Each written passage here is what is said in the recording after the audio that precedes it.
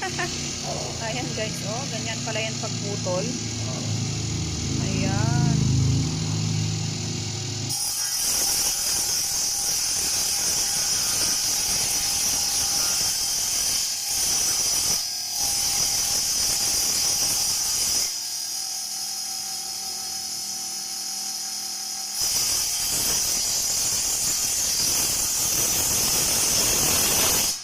Guys, sa pastin, ano lang to?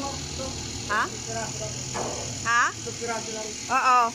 Ito lang nga, kuya.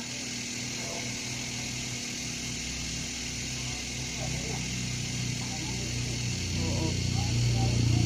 Yan, dito lang yan guys sa pastin. Oo, dito lang kami bumili ng kahoy para mabago ng tindahan ko. Tsaka yung tindahan kasi yan guys, ano yan, hindi ako